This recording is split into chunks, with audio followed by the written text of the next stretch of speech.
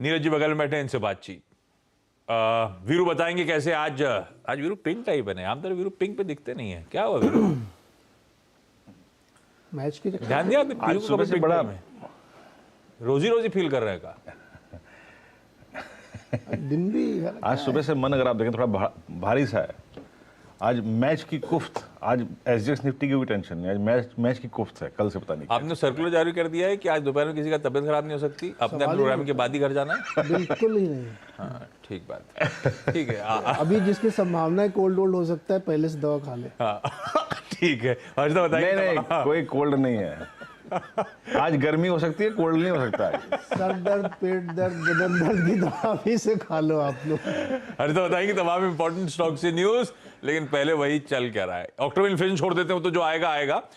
ये mid term poles में अभी कंफ्यूजन रहता है। कई बार कहते हैं कुछ ही घंटों बाद आपको क्लैरिटी आ जाती है, अगर वो एक तरफ की वेव हो तो। इसका अंदर वेव तो नहीं है। ये कंफ्यूजन क्या है, क्या स्थिति है, ताजा क्या चल रहा है, क्यों सेल कर रहे हैं बाजार, क्यों कल दबाव में आ गए 2.5%? ताजा ये स्थिति है कि ऐसा लग रहा था कि रिपब्लिकन्स की वेव चल रही है, तो वेव नहीं चल रही है।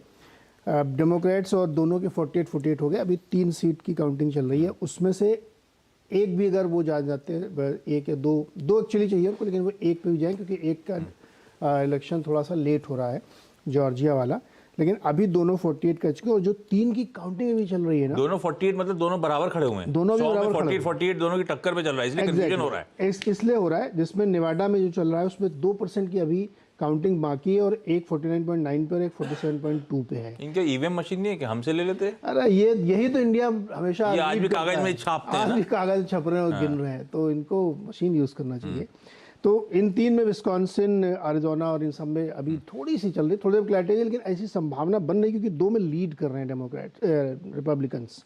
तो सीनेट पे हो सकता है कि इनका कब्जा हो जाए, जो मतलब अच्छी बात होगी, क्योंकि अपोजिंग पार्टी का एक कब्जा हो जाएगा एक हाउस में, ट्रम्प साहब वाली। हाँ, बाकी जो दूसरा भी जो हाउस कांग्रेस वाला चल रहा है उसमें भी बहुत काउंटिंग बाकी है। लोकसभा और राज्यसभा बेसिकली, लोकसभा राज्यसभा, तो लोकसभा में भी काउंटिंग काफी बाकी है। तो वहाँ 200 पावरफुल लोकसभा होती है, लेकिन राज्यसभा वेट करने की जरूरी है वहाँ पे नहीं। आपको मतदान बिल पास करने के लिए दोनों की जरूरत पड़ी हमारे, इसलिए कोई भी एक में अगर आपका नहीं हुआ तो फिर फायदा नहीं है। सीनेट ज़्यादा पावरफुल होती है क्योंकि अपर हाउस है वहाँ पे, तो उसका ज़्यादा प्रभाव है, लेकिन एक भी चाहिए आपको। तो अभी इसलिए फंस गया, लेकिन दुखी मार्केट इसलिए कि वेव नहीं है। जैसा लग रहा था एकदम क्लीन स्वीप होगा, वैसा नहीं हो रहा है। बाइडेन साहब ने कहा है कि देखा, हमने कहा था इनकी कोई वेव है नहीं, इन्फ्लेशन का कोई डर नहीं है वैसे। डर नहीं। तो एक इस वजह से मार्केट को थोड़ा सा हुआ, लेकिन मुझे लगता है कि ये उतना बड़ा कारण शायद नहीं होगा, क्योंकि मार्केट बहुत सारी चीज़ें लेके चल रहा था। 2 जो बड़ी घटनाएं हो रही है, एक चीन वाली घटना बहुत बड़ी, लॉकडाउन लग गया वहाँ पे बहुत सारे शहरों में, क्रूड 5% गिर गया है। ये इसीलिए चीन अकेला ऐसा क्यों हो रहा है? कोविड क्या हो गया है? हमको तो समझ में नहीं आता कि या हम लोग टेस्ट करें तो हमें भी बहुत सारे कोविड मिल जाए, ऐसा है क्या? नहीं, ऐसा नहीं है। तो फिर क्या हो गया चीन को? उनके यहाँ एक शहरों में 7-7, 8-8 हज़ार, आपके यहाँ भी शायद 200 केस कहीं मिले, पूरा गोला घूम के वापस कोविड वहीं पहुंच के वहीं, ऐसा है क्या? कर्मा कम्स बैक, है ना। तो वो वापस उनके यहाँ मिल गया, तो और जो मैन्युफैक्चरिंग हब वाला स्टेट है उसी में फंस गया, इसलिए क्रूड गिरा। प्लस उनका WPI आप नंबर देखिए, नेगेटिव में आया है, बहुत बुरी तरीके से उनके होलसेल इन्फ्लेशन वाला, होलसेल इन्फ्लेशन का, फैक्ट्री गेट का। तो उससे लगता है कि मतलब डिमांड, इसका मतलब है कि डिमांड ठंडी पड़ रही है, माल प्रोडक्शन ही नहीं हो रहा है। हाँ। प्रोडक्शन नहीं हो रहा है, डिमांड तो गिरेगी, प्राइस गिरेंगे जब प्रोडक्शन ही नहीं। आपका एप्पल की फैक्ट्री बंद कर दी, फॉक्सकॉन वाली उन्होंने। तो चाइना की वजह से आप क्रूड, मेटल सब गिरे हुए हैं। तो दूसरी बड़ी घटना ये जो मार्केट को थोड़ा सा दिक्कत कर रही है। तीसरी बड़ी घटना जो बिटकॉइन के फील्ड में चल रही है ना, हाँ, क्या है वो? हेडलाइन में लिख दिया है कि मैं वो FTX को खरीद लूंगा, वो एकदम बैंकरप्ट होने की स्थिति में है। हाँ।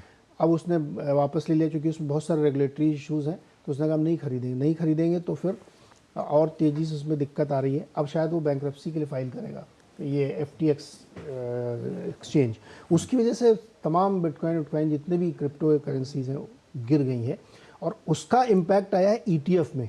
ETF में तगड़ा सेल ऑफ है, आप देखिएगा, क्योंकि सब कहीं ना कहीं एक दूसरे से लिंक्ड है, पैसा तो वही घूम रहा है ना। और गोल्ड में भी आप देखिए बहुत हलचल देखने को मिल रही बिकॉज ऑफ दिस ETF। तो ये 2 बड़ी घटनाएं जो इलेक्शन के साथ क्लब हो गई हैं, इस वजह से कल 650 पॉइंट मार्केट गिरा। और आज आपको और हम दे देंगे एक इन्फ्लेशन नंबर। इन्फ्लेशन ठंडा पड़ेगा, ये इंडिकेशंस हैं, माना जा रहा है। 8% का अनुमान है अब ये भी बाजार जैसा देखना चाहे देखे, 8% के ऊपर बना ही हुआ है साहब। मान लो ऊपर ही आ इतने गया स्टेप्स उठाने के बाद फेड के, नहीं, मान जैसे लो- आपकी जॉब रिपोर्ट में था, एक्सपेक्टेशन था अच्छा आया तो लोगों ने बोला नहीं नहीं 10 दशकों में इस पेस ऑफ ग्रोथ ठंडी पड़ गई है इसीलिए तो 50-50 हो गया था बाजार। देखो ये इलेक्शन के चक्कर में रैप करके आप दे रहे थे कि हाँ कोई दिक्कत नहीं, कोई दिक्कत अब आप कह रहे हो क्लैरिटी आएगी तो हो सकता है इंचअप भी कर जाए, सरप्राइज होगा। नहीं। एक्चुअली अगर इंचअप कर गया तो बहुत दिक्कत हो जाएगी।